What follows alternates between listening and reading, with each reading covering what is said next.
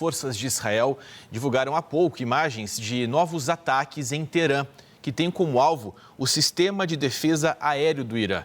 A ofensiva na capital iraniana continua, segundo os militares. Essas imagens, Kawaguchi, trazem um pouco dessa dimensão e, claro, nos auxiliam, a conseguir entender mais ou menos como funciona um ataque como esse. O que você consegue destacar diante dessa imagem para a gente? Primeiro, isso parece ser aí um bombardeio que é feito ou aviações ou de mísseis. O que a gente pode destacar inicialmente é que Israel teve o trabalho de primeiro neutralizar as defesas antiaéreas do Irã. De uma vez neutralizadas essas defesas, Israel passou para duas outras funções diferentes, que eram a de atacar os lançadores de mísseis, que poderiam atingir a própria Israel, e também atacar principalmente as defesas antiaéreas. Para quê? Para que os caças, os bombardeiros, tanto israelenses quanto americanos, eles não ficassem vulneráveis às defesas, ao fogo antiaéreo do Irã.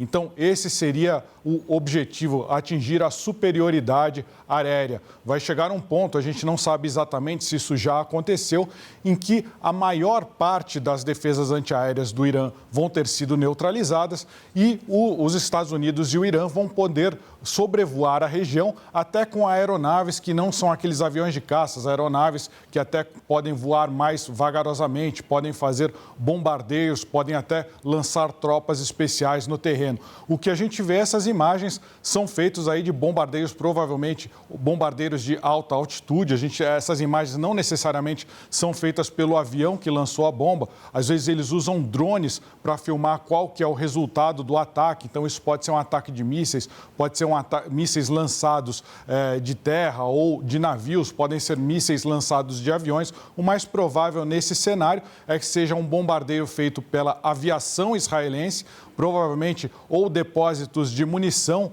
ou áreas onde eram escondidas aí lançadores de mísseis contra Israel. E provavelmente a gente tem um drone aí fazendo essas imagens, porque é padrão tanto de Israel quanto dos Estados Unidos, mandar aeronaves separadas para ver qual que é o resultado do ataque, inclusive para fazer novos ataques se as bombas tiverem errado o seu alvo, Marcelo. Esse é o ponto que eu queria trazer com você. Diante dessa imagem, que eles conseguem ter uma noção exata de como foi ali esse alvo, eventualmente no momento em que não se tem uma precisão desse ataque, desse bombardeio, qual que é a estratégia? Eles já continuam logo na sequência fazendo esses ataques com aquela mesma imagem ou eles aguardam, meio que recalculam a rota e depois começam? Eles têm uma série de aviões no ar nesse momento. Então, se é feito um ataque, esses aviões conseguem manobrar para atacar novamente. Não necessariamente, não é que nem a gente via naqueles filmes da Segunda Guerra, em que o avião tem que sobrevoar o alvo para lançar a bomba. Ele consegue soltar esse míssil a muitos quilômetros de distância.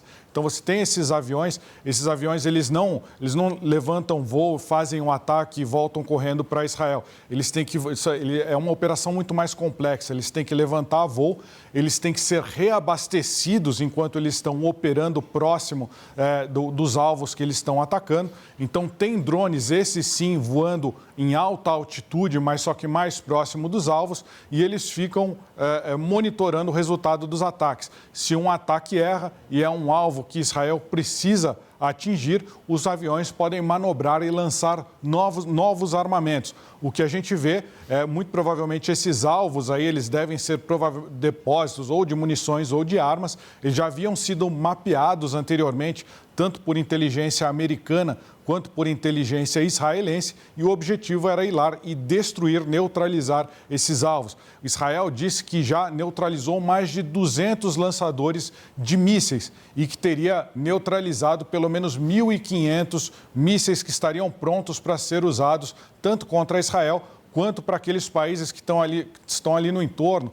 como os Emirados Árabes Unidos, o Bahrein, o Catar. Então, esse é um ataque típico em que eles fazem um monitoramento ou por drone ou por avião espião. Também tem aqueles aviões que voam praticamente na estratosfera e conseguem ficar filmando o alvo para saber se o ataque foi efetivo ou não foi efetivo, Marcelo. Bom, continuando por aqui, em meio a esses ataques, a área do porto de Jebel Ali, o maior e mais movimentado do Oriente Médio, em Dubai, ficou tomada por uma fumaça preta, como a gente consegue observar. em Abu Dhabi, em um outro porto ficou do mesmo jeito. A gente percebe aí no céu essa fumaça mais intensa, indicando, obviamente, que esses locais, então, tiveram algum tipo de ataque mais expressivo. Kawaguchi, a gente, claro, né, toda a guerra, ela tem uma estrutura, tem um planejamento em que mira essas estruturas de fornecimento de energia, de acompanhamento e também construção militar. São pontos estratégicos de um alvo, de um combate como esse. Quando a gente percebe aí portos também sendo tomados por fumaça preta, indicando que esses locais também são considerados para aquele que está atacando, é algo importante também. Os portos, eles são sempre alvos prioritários. Se a gente for elencar, os alvos prioritários são defesas antiaéreas, portos e principalmente aeroportos. Por quê? Porque os aeroportos têm que ser atacados para impedir que novas aeronaves decolem. Ou impedir até que aeronaves, no caso o país que está se defendendo, aeronaves do inimigo utilizem os seus próprios aeroportos para colocar tropas no terreno. Não é o caso aqui do Irã. Vamos interpretar esse porto que foi atingido nos Emirados Árabes. Então, o que acontece? Muito provavelmente é a estratégia do Irã de causar caos, de causar disrupção nos países vizinhos. Qual que é a macroestratégia de defesa do Irã que a gente pode pensar nesse momento que faria sentido eles estarem usando?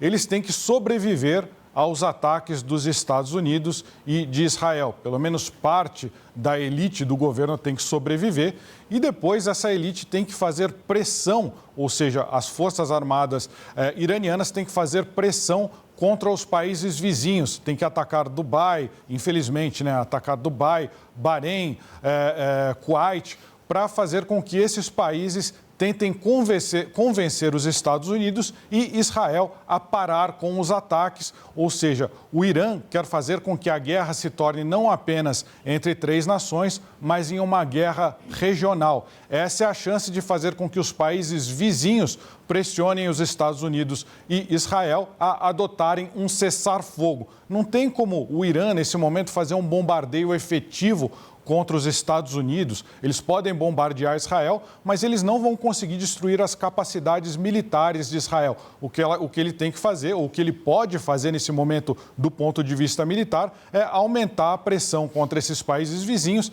e tentar fazer uma disrupção, ou seja, interromper o comércio marítimo ali naquela região, que isso vai causar consequências globais e aí eles podem esperar que Estados Unidos e Israel fiquem mais favoráveis a uma negociação de paz.